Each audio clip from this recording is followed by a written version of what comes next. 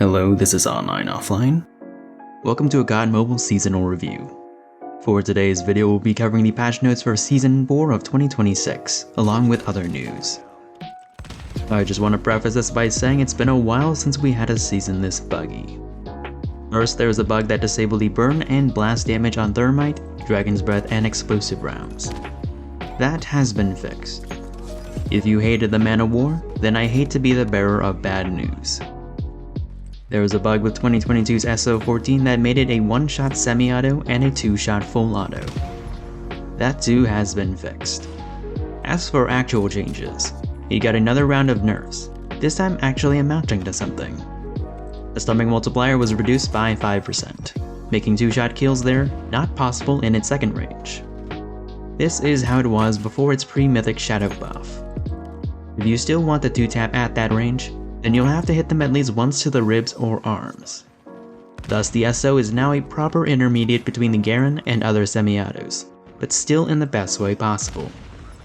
In addition, the drum mag now reduces your headshot multiplier by 0.1. This removes one-shot headshots in its second range.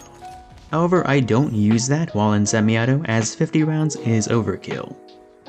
Neither of those mattered to Wildfire, so they decided to scrap its chest multiplier, but this doesn't change much either.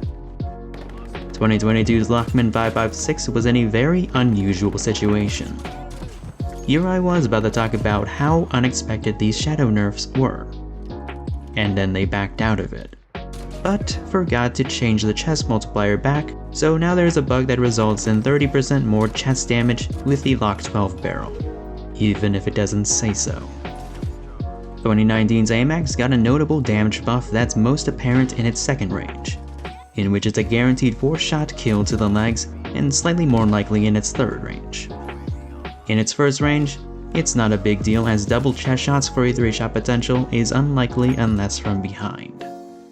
Something that most people didn't notice was the last time the AMAX got a buff to its base damage, it indirectly buffed M67. This is very much true this time around. It can now 2-shot anywhere in the body in its first range, above the legs in its second, and above the stomach in its third, which means without headshots or any other attachment, you can 2-shot up to 90 meters. I know the fire rate might be a bit slow for some, since anyone who can use a semi-auto is accustomed to using the SO14. But as a casual enthusiast, I'm a big fan. It also got its updated animations that enable reloads while ADS or crawling. Gold War's LC10 got a buff to its base ADS time, but it's still slower than average in its class. At least it has an average initial bloom for an SMG.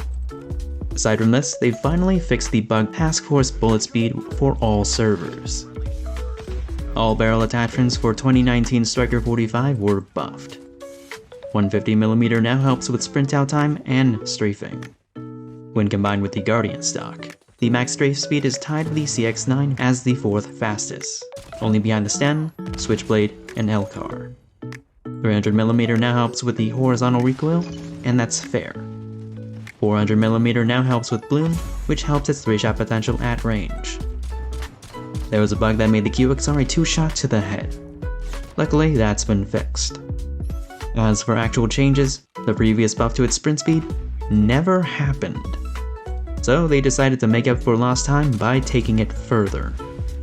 This new base is only behind the MSMC in the SMG class. If you combine no stock and the short barrel, its max sprint speed is now tied with the ISO for the top 6, except it's actually intimidating with overkill. Like the AMAX, it too received revamped animations. I think it's fair to say that the DRH is never too far behind. OTM now increases its stomach multiplier by 5%. This makes its 3-shot potential even easier to achieve in its first range. Beyond this, it helps a lot with its 4-shot potential in its 4th range. Other than this, the mobility penalties on the marksman barrel were scaled back, in an effort for Black Ops 4's GKS to not fall behind. Its fast mag now increases its stomach multiplier by 10%, just like the Striker 45 and USS in 41 Action Express. Cold War's MG82 is now worth acknowledging. Its new impact is a slight improvement. More importantly, it's now a full body 5-shot kill in its third range, and will never take more than 6 from afar. Thus it now outclasses the MG42 outside of gunsmith specialization. The Dingo from Black Ops 3 got a couple of buffs. The Bloom is now on par with the average AR. The chest and forearm multipliers are now 15% more damage, making its 4-shot potential in its second range more likely. The MX9 from Black Ops 4 now has a new initial damage range. With this, large caliber can grant a 3-shot potential to the arms and chest. Be warned, this is slide melee range, and the MX9 has very few options for range boosting. The R90 from 2019 received major buffs to its accuracy. The hipfire buff is nice, but pales in comparison to what they did to the ADS Bloom. In my video for the R9 last year, I noted that the initial Bloom was the second worst in the game, only ahead of the Shorty, and that it wasn't worth ADSing with. Now, the initial Bloom is only beaten by the Jack and Argus. It's very promising. With max Bloom and range attachments, you can easily expect 1-shot kills within 19 meters when ADS, a little intimidating since it's a pseudo burst weapon. You can also expect 2-shot kills well into the 30s, only struggling in the 40s. For Wildcards, killstreak support was nerfed such that the more expensive streaks don't get as much of a discount percentage-wise. There was also a change when paired with persistence. For operator skills, the bull charge from Infinite Warfare was buffed to reliably kill up to 2 people. Basically like how it was 2 years ago. The charge rate for Firebreak's Purifier was buffed and now takes 204 seconds to charge passively. Nomad Hives were given 1 extra round in the mag. It and the War Machine received improved visuals. I don't really know if that counts as a buff though. The same applies to the Vulture Greenberg.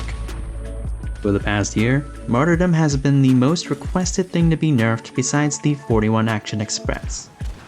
The max damage was reduced to 100, but what does this actually mean? The full blast radius is still 5.3 meters. However, the lethal radius has shrank from 1.7 meters to half a meter. This is 1/3 of its original range, or 9% of the original lethal area. If 0.7 meters is touching distance, your enemy now has to stand directly above your corpse to die at full health. If you want actual damage, you now have to use Demo Expert, but this new lethal radius has shrunken from 3.6 to 2.8 meters. Since Flak Jacket and Demo Expert should cancel out one another, the chances of you dying with a Flak Jacket are very low. You can't kill me! If you were wondering, I checked with Perk Greed and found no difference. So does this mean people will stop using Martyrdom? Probably not, because even if you don't die from it, the frag is still gonna take a good chunk of your health. So it just means that their teammate is going to finish you off. For streaks, the blast radius of the gunship's cannons were buffed. However, the Thermite Man of War still makes it look like a joke. And lastly, the UAV now alerts enemies that they're being scanned. Before I get into my thoughts about these patch notes, how about a 30-second lightning round recap of last season since I didn't cover it? Barely a nerf, barely a buff. Your greed is showing. You forgot about the RAL. Stop hitting Control Z. Who said it should be slower? Thank you for fixing your mistake. Not needed, but not a big deal. About time. That's not how you buff fire rate. That's how. Not bad. Quite nice. Free buff Peacekeeper 2.0. Once ahead of its time, now no longer left behind. So what are my thoughts on this season's patch notes? Again, I don't know how they managed to release such a buggy season when the test server was alright. The USS 9 and SO14 are still going to be annoying, but at least Martyrdom is manageable. Who's the biggest winner this season? We got plenty of notable buffs, but if we're talking about the most improved, then it has to be the R90. Not only did it flip my script, I am shocked they went that far. The runner-ups are the AMAX M67, QXR, and MG82. So what about league play? After a year of radio silence, they finally followed through. There is now a separate loadout with class restrictions on streaks, operator skills, equipment, and no wildcards. It follows the same rules as competitive, with the caveat of no restrictions on weapons or attachments. It would have been nice if they left it to a pre-game team vote. There's no way the masses would respect a gentleman's agreement. If you ask me, the MX Guardian was a tad underwhelming and felt like filler compared to what's to come. Unlocked to level 21 in the Battle Pass, the new gun is a DP-27 from Vanguard. If you're wondering why they nerfed the SO and considered the Lockman, it's because this is supposed to have a mythic, and it's received plenty of shadow buffs already. This Dektarov is a fast-firing LMG, the same as the MG82. And because it's from Vanguard, it has a barrel and muzzle for faster fire rates.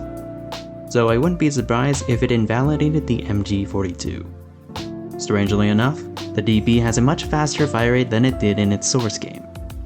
Usually, you can trust the devs to get that much right. When it comes to future weapons, I'm more excited for the BAL-27. Sure, it's the 2023 version, but I'm just glad to finally have an opportunity to talk about Battle of Duty Advanced Warfare. However, we don't exactly know when that will come, because it was recently leaked that Black Ops 4's Micro MG and Vanguard's EX1 are also in the game files. That's a real curveball since they weren't part of the original list from last year. The new Wildcard is the Specialist Strike package from Black Ops 7. Well, actually they're calling it Perk Booster. For the unacquainted, you sacrifice access to streaks for the ability to earn and activate one extra perk of your choice for each color. Unlike Greed, there's also no mention of reduced effectiveness. As far as I'm aware, the only difference between ours and past versions is that you have to manually activate your perks, and there's no final tier of using all the perks in the game at once. If you die, you lose half your progress. Funnily enough, persistence keeps your progress, so it's not useless without streaks. In the future, there's a new perk that extends your slide like in the jetpack playlist, but slows your movement speeds.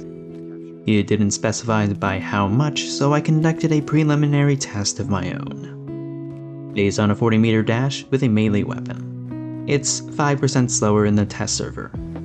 As far as first impressions go, it's awkward to have that long of a slide without jetpacks or wall running, and you can only cancel it by jumping. Maybe a good quickscoper can make it work. Before we get into the new BR class, here are the stats for Tactical Mirror provided by Nocho since I didn't cover it last season. For the new class, they added the Reactor Core.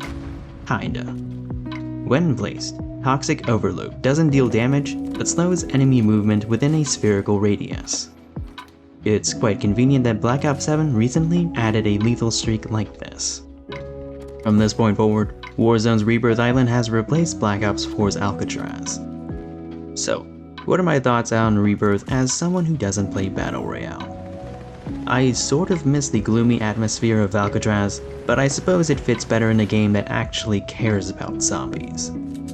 Having no BR classes is a nice change of pace and lets you focus on just the gunplay.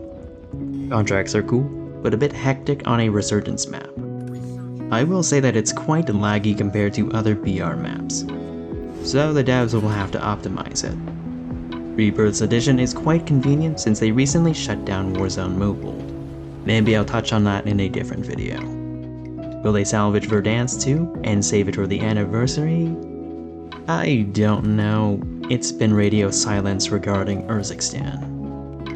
One thing that people are annoyed by is the silent change to slide fatigue. Now I haven't played much these past 2 weeks because of school, so I don't slide consecutively or as chronically anymore. But a lot of people are upset by this. On a positive note, they finally optimized mantling in multiplayer. In the test server, it was on par with its BR counterpart. Our current iteration is toned down, but far more consistent than it was these past 6 years. In the test server, players got a taste of the new third-person animations which are the same as the bots in DMZ. As you can see, it's still a work in progress. It's polarizing, much like anything else that gets added to BR.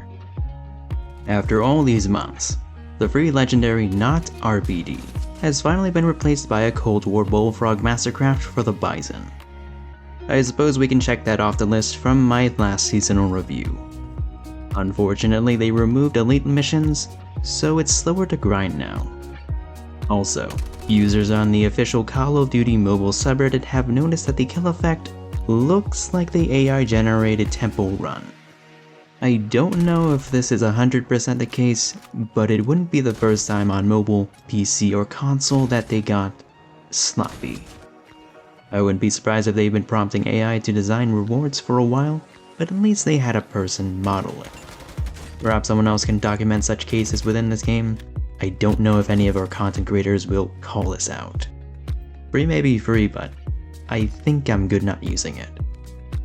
After the collab with Pop Team Epic and the return of Nier Automata, the collab this season is with Godzilla and King Kong. This is a bit strange because that movie came out 5 years ago and the Vanguard collab was 4 years ago. It might have originally been the Great Ace Attorney, but that might have been scrapped. I don't usually comment on free event rewards, but I'm not impressed. No Caldera Kaiju event or porting character executions either, so you can't yeet people into the atmosphere. The only thing that intrigues me is the baby Godzilla as a Purifier blueprint, but I'm not interested in lucky draws. You would think that with the extra revenue generated from draws instead of $20 bundles, they would be able to afford background animators instead of allegedly relying on generative AI. Which begs the question, how much of a crutch is AI for the devs? Given the amount of bugs recently, did they vibe code this season? Back to the topic of collabs. I guess we're inheriting them like we do Mastercrafts.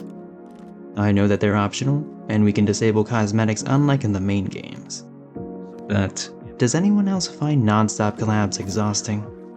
I'd rather not have the likes of Beavis and Butthead or Nicki Minaj in this game. The end of Warzone Mobile signals Activision's increased involvement, for better and for worse. So I suggest keeping a watchful eye out for the boys next season. At least Little Caesar's Pizza looks normal in DMZ. Speaking of DMZ, I have to admit, I underestimated its popularity. Despite not knowing much about its mainline counterpart and being new to extraction shooters, a dedicated player base has established itself. I checked out the new camos, and I have to admit they look nice.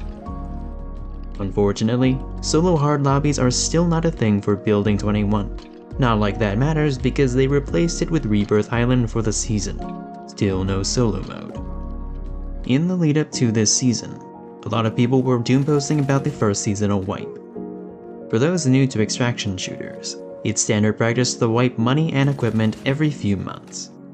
This gives casuals who might have checked out the chance to return without fear of forever falling behind. It's also necessary to keep the in-game economy fresh. If not, the devs would have to add inflation, which would be especially bad if they ever add a trade system. A lot of people were concerned about having to unlock higher tier attachments all over again, but the devs have adjusted the challenge conditions, and there's now a crafting system. You might have noticed some new guns in DMZ. That's because they confirmed weapon rotation after every wipe. Though I would have preferred a more complete rotation because only 1/3 of all guns are available in DMZ at any given time, and each DMZ season is 4 months long. As for new attachments for these new weapons, the Jack 12 has its Dragon's Breath rounds. The more bizarre addition is a 12-round mag for the Outlaw that comes with a 3-round burst like in Black Ops 4 and 7. This begs a question, why is it only for DMZ? This was once an idea that was scrapped 5 years ago. There was a more pressing matter, however, as DMZ was almost pay to win.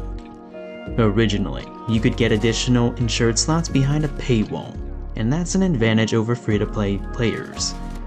The devs caved, and now you can unlock it by completing the gauntlet challenges.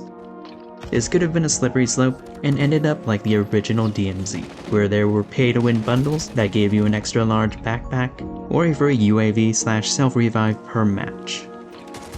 This last bit of news is not about mobile. It's been reported that the Call of Duty movie will release in 2028. As we all know, video game adaptations are seldom good. It doesn't help that the director Peter Berg does not like video games. It's been 13 years since those comments. Maybe, just maybe, he's changed his mind. We still don't know what the story is, whether they're adapting one of the campaigns, or tacking on the franchise name onto a generic war movie. Now, we try not to get too political on this channel, but we have to call a spade a spade. Call of Duty is used as propaganda.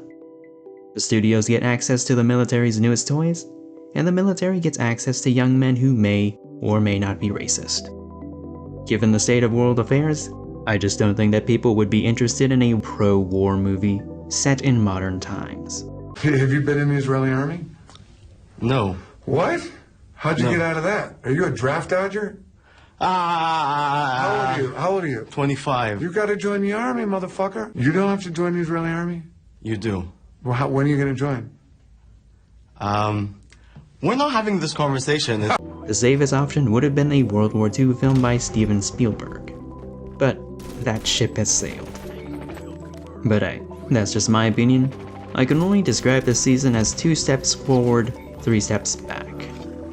This video is already long enough. I'm thinking about covering COD Mobile's roadmap in a different video. Maybe I'll do the Arctic 50 next, and the BAL 27 when it releases. Anyway, I have finals soon. Until then, my name is On, and I'm off.